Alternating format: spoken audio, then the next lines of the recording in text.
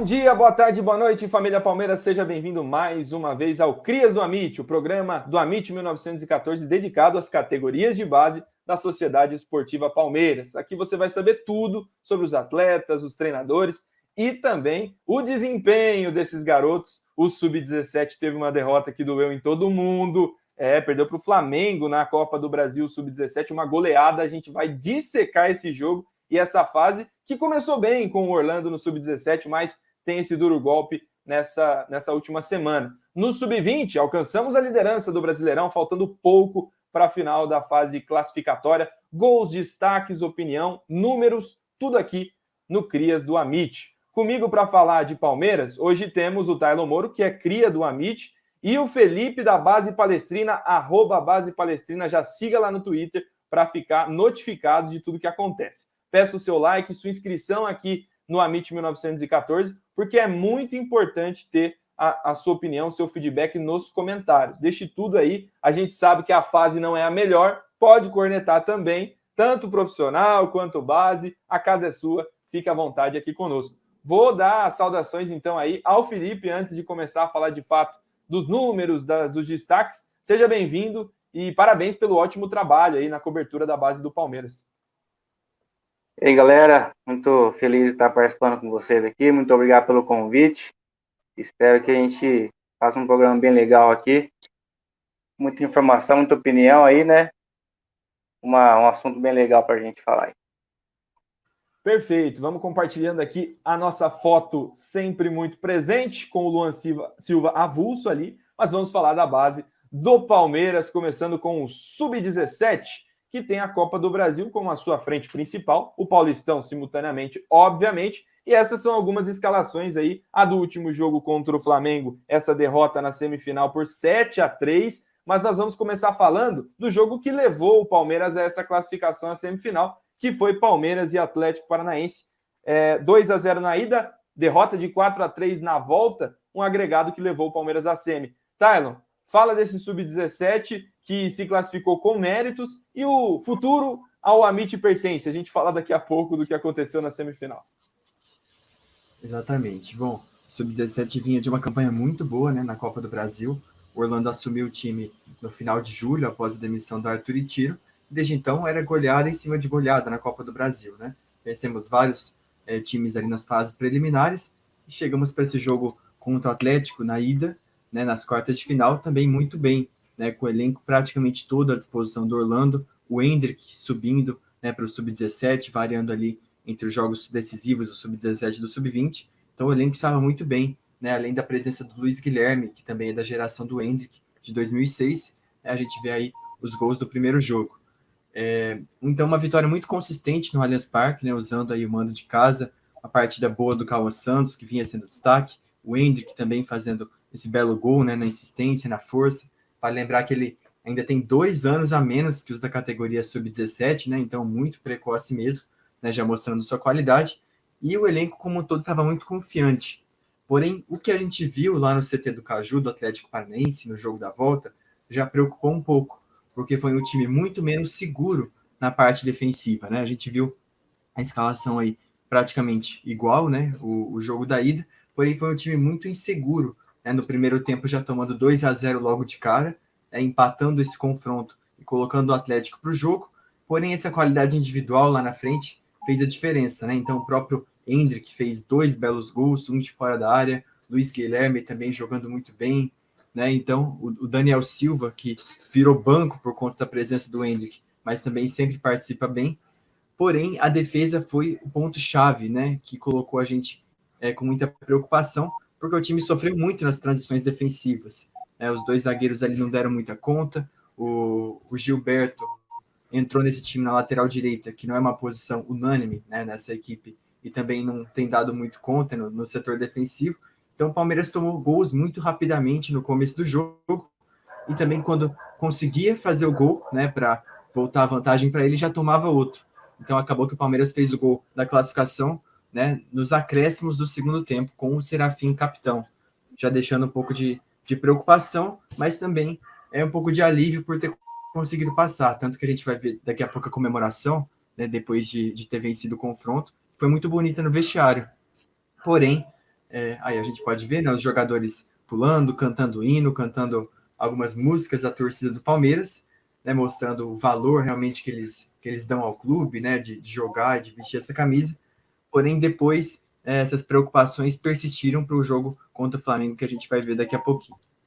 Muito bem, vamos ouvir o áudio dessa comemoração aí. Acho que a galera merece ouvir a comemoração do Sub-17 nesse jogo da ida. Daqui a pouco também a opinião do Felipe sobre esse confronto. Vou colocar aqui, soltar com o áudio para você.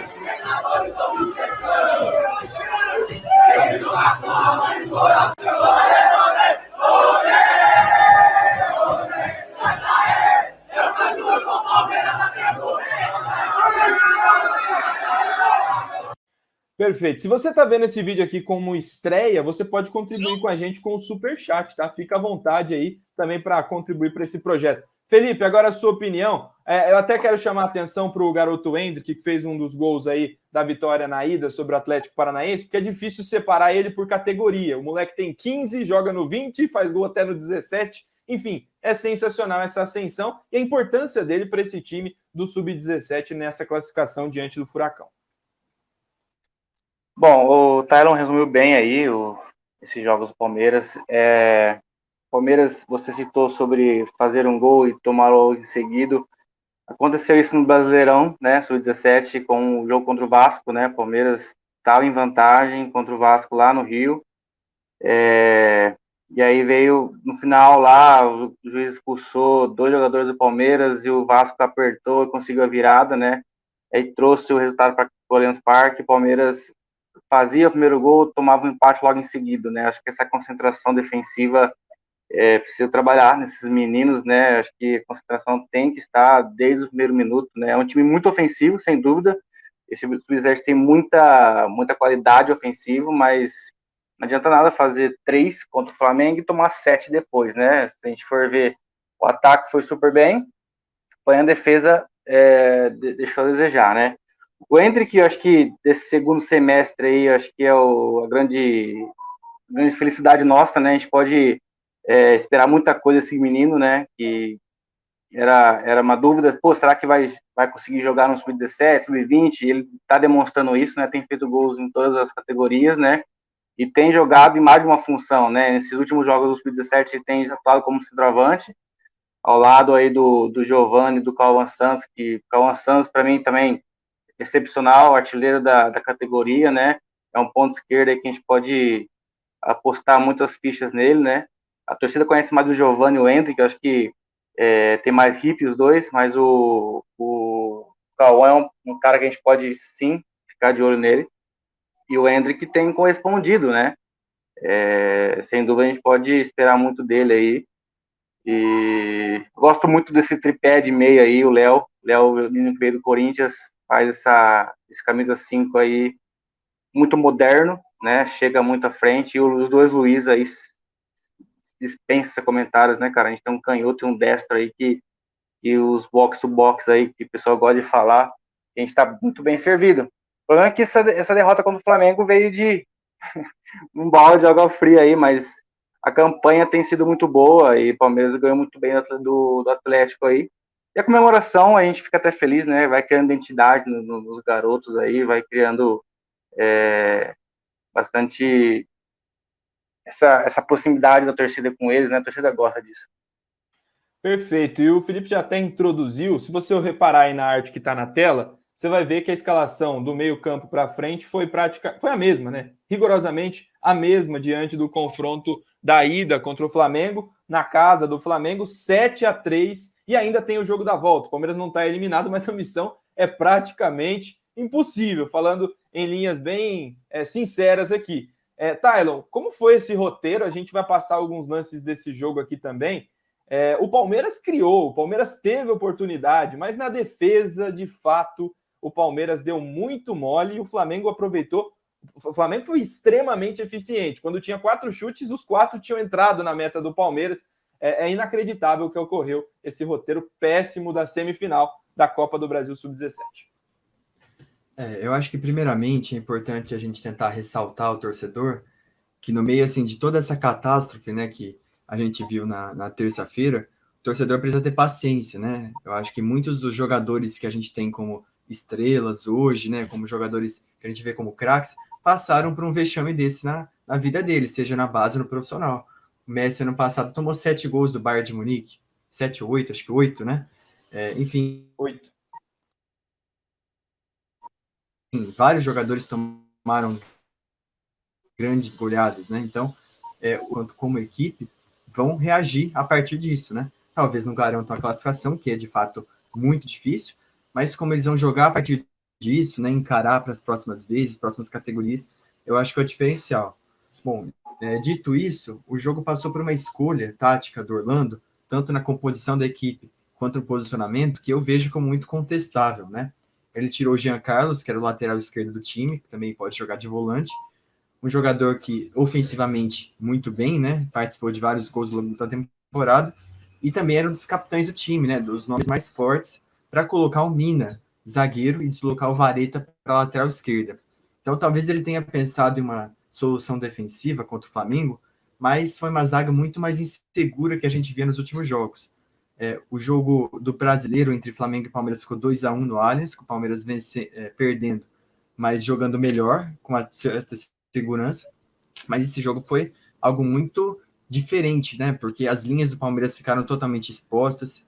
O Gilberto, lateral direito, não teve nenhuma segurança, né? Ao lidar ali com o ataque do Flamengo, a zaga ficou muito exposta. E assim, o principal disso tudo é que assim, o 7-3 não reflete o que foi o jogo, por mais que seja até demagogia falar isso.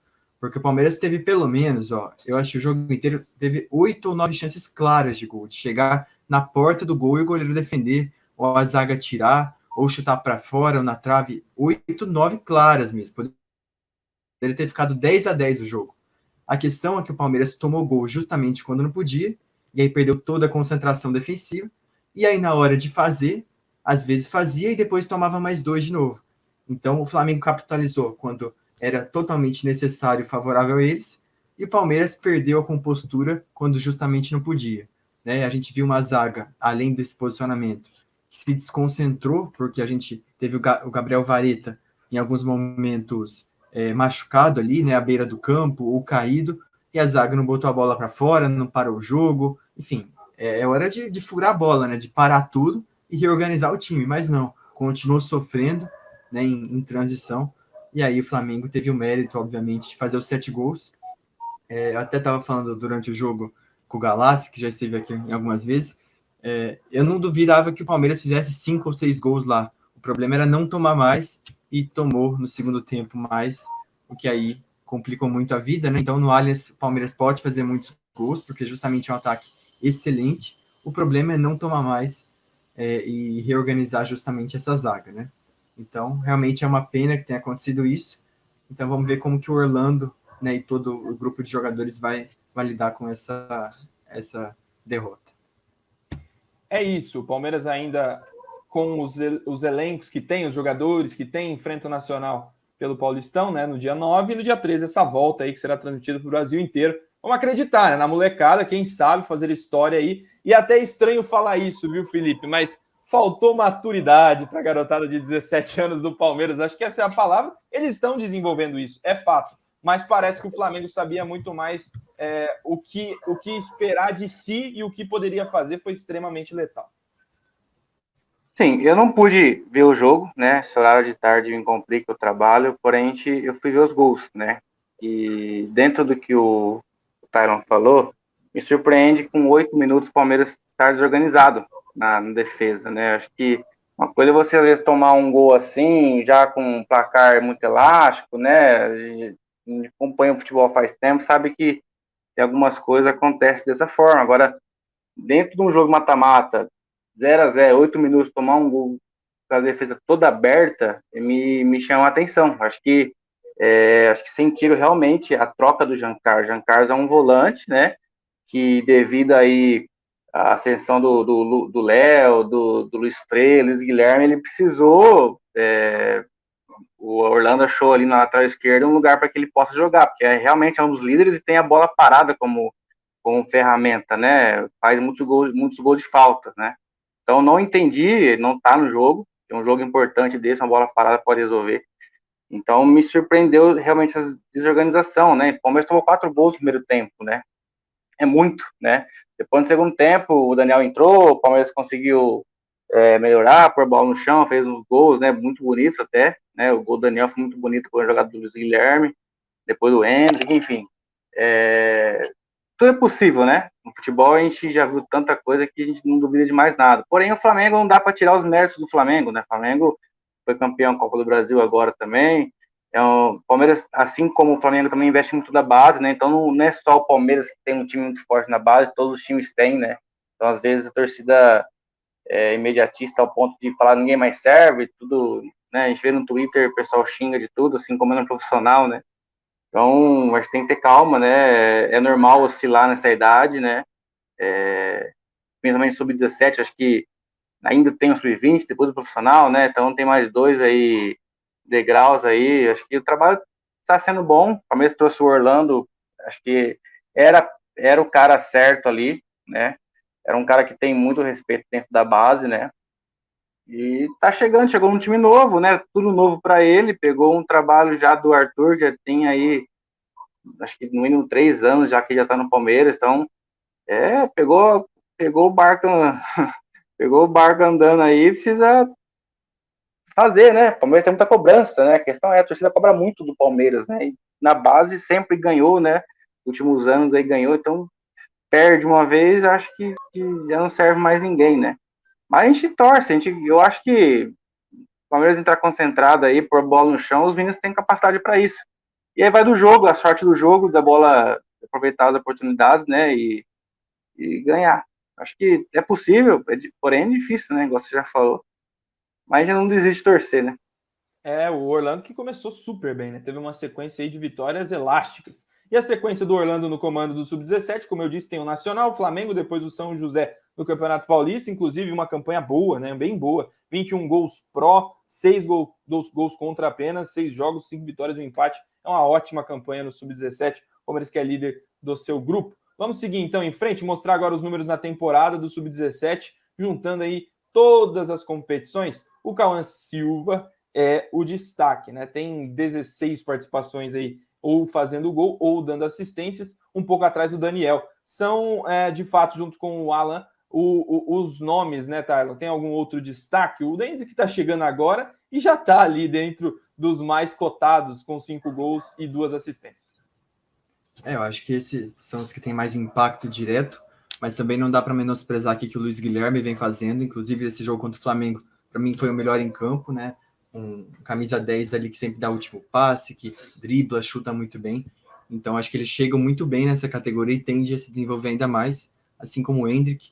Né? O Giovani, acho que ele perdeu um pouquinho de destaque nesse segundo semestre, principalmente em números, né? Participou de alguns jogos sub-20 bem, mas no sub-17 a gente espera mais que ele decida esses jogos, mas vamos também ter paciência que aos poucos ele vai ganhando maturidade. Perfeito. Mais uma vez peço o seu like, peço sua inscrição aqui no Amit 1914, fazendo cobertura sobre o Palmeiras diariamente. E vamos agora avançar, pular uma casinha, vamos ao Sub-20, onde o Palmeiras se tornou líder. Aí a tabela de classificação do Campeonato Brasileiro, o Palmeiras tem um ponto de vantagem em relação ao Atlético Mineiro, está fazendo uma campanha mais regular, né? O São Paulo era líder com folga e teve uma sequência de desastres aí, perdeu essa liderança, caiu posições, e o Palmeiras vai arrumando aí a sua classificação tranquila para a próxima fase. O Palmeiras que teve nessa sequência empate com o Grêmio por 3-3, empate com o Cruzeiro por 0-0, venceu o América Mineiro por 1-0 e o último jogo foi uma vitória muito boa sobre o Vasco fora de casa por 4-1. Felipe, vou começar por você para falar dessa sequência, e a saída do Wesley tem a ver com isso? O Palmeiras conseguiu voltar aos trilhos? Lembrando que o Sub-20 está recheado de jogador, tanto é que tem quase que separação entre o Paulista e o Campeonato Brasileiro. Eu sou defensor do trabalho do Wesley, sou muito fã dele. Acho que não sabemos realmente o motivo de ele ter saído, até falamos na live lá do Base Palestina que eu queria realmente que fosse alguma coisa profissional dele mesmo, às vezes um trabalho já em time profissional, porque eu gosto do trabalho dele, né? É que ele perdeu aquele jogo contra o São Paulo, né? Que foi aquele primeiro tempo estranho, tomou 4 gols no primeiro tempo. Só que a gente comparar esse jogo contra o Flamengo, por exemplo, o Palmeiras no segundo tempo conseguiu igualar o jogo, não tomou mais gols, né? Perdeu de 4-2, mas no segundo tempo ganhou de 2-0, né? Então, eu acho que o trabalho psicológico ele fez bem naquele jogo, o time voltou no segundo tempo um pouco mais organizado, conseguiu fazer os gols, talvez tivesse apertado um pouco mais de sorte teria empatado. Mas é mesmo a história do Flamengo. São Paulo é um time que sempre investiu muito bem na base, né? Sempre revelou muito bons jogadores. Então não tem como falar que foi um desastre essa derrota. Então ele caiu depois disso, né? Mas a campanha do Palmeiras era boa, não tem como questionar isso. E a base do time ele que montou, né? Os jogadores que têm se destacado também estavam sendo destaques com o Wesley. Mas eu creio que um problema que ele tem enfrentado e agora facilitou um pouco é a quantidade de jogadores, né? Você bem disse que dividiu o time, começou o Paulista, então os jogadores que não tem, são 56 jogadores, se não me engano, na categoria, é muito jogador, né? Joga só 11, se ele considerar que levam 11 para o banco, né? Sobra aí 30 e tantos jogadores, né? Então, assim, com o Paulista aí conseguiu abrir, né? Alguns jogadores que não estavam jogando têm ganhado minutos. O Bruno Menezes é um exemplo, né? Não estava sendo jogado com o Wesley, e aí tem entrado no Paulista, e agora, hoje mesmo, ele fez 4 gols o Bruno Menezes, né? Contra o Ecos. Então, assim, é jogador que a gente conhece.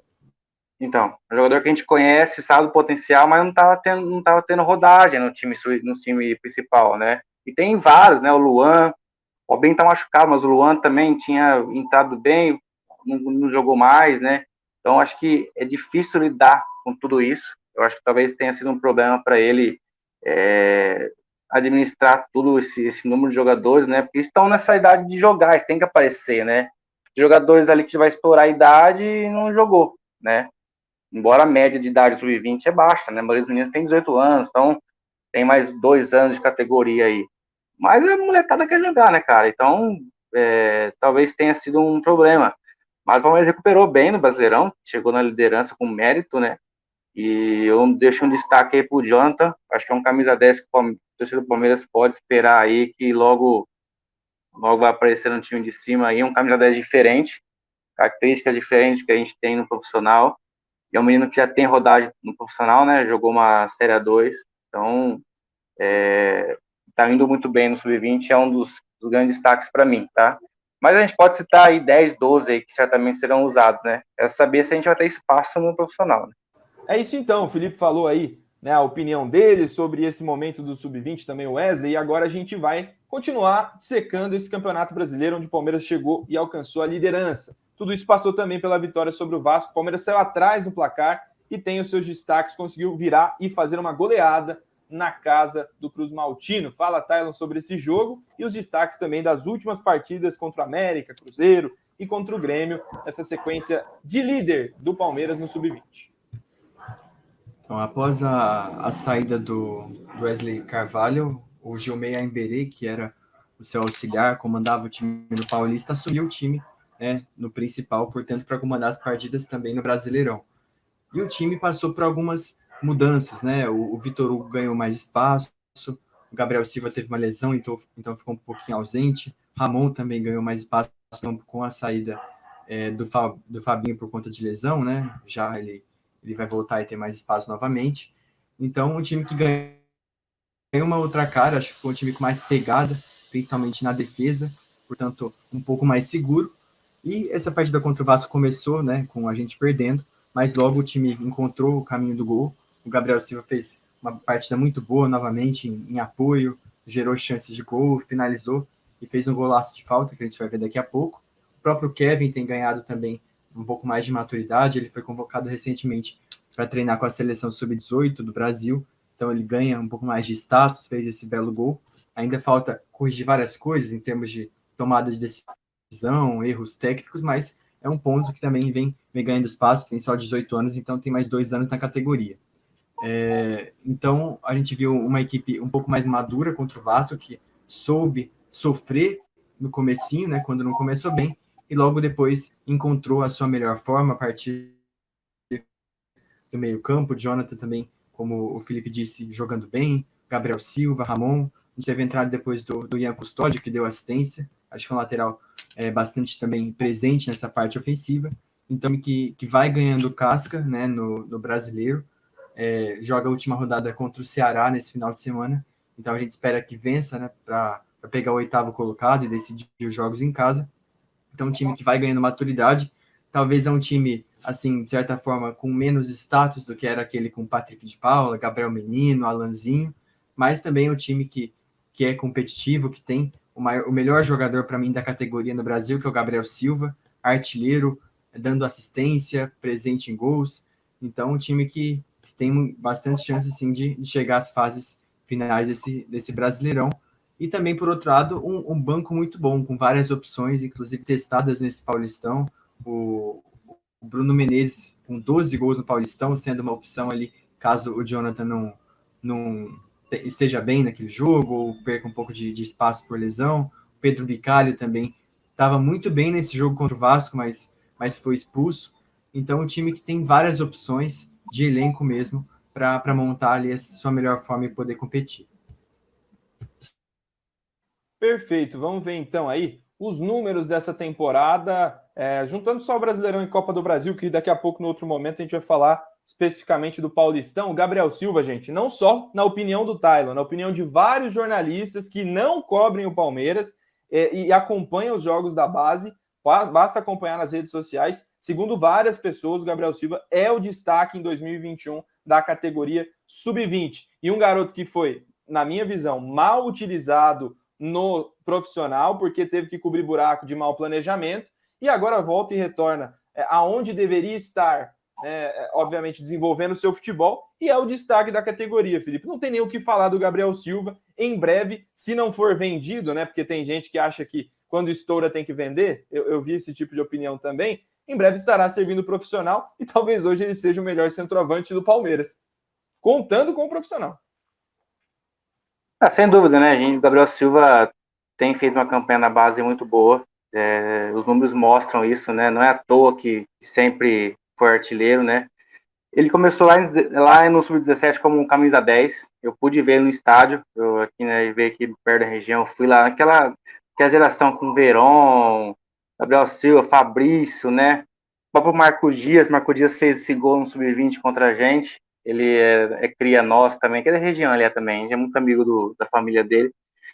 Então, ele é um camisa 9 que ele era 10, né? Então, ele tem muita capacidade técnica, né? Não é aquele centroavante raiz, né? Que é só empurrador e tal. Ele é um cara que sabe fazer com a bola e faz gols de falta, faz gols de pênalti e tá aí, né? A gente pode ver tudo isso aí. Então, eu creio que a questão do Gabriel com a torcida é que faltou paciência com a torcida, né? A torcida do Palmeiras, ela quer resultado, né? Então, um centroavante que não faz gol, a torcida já fala que não serve. A questão será ela não analisa como num todo, né? Como ele tem jogado, se ele tem tido oportunidade suficiente para isso, a maturidade, né? Acho que nesse ponto, acho que a maturidade tem que partir da torcida e não do jogador, né? Tem que ter tempo, né? É diferente como um volante, por exemplo, o Danilo, claro que o Danilo, o Patrick e o Menino são jogadores mais frios, vamos dizer assim, mas eles não precisam de gols para agradar a torcida, né? O centroavante, se não fizer gol, a torcida já cai matando, né?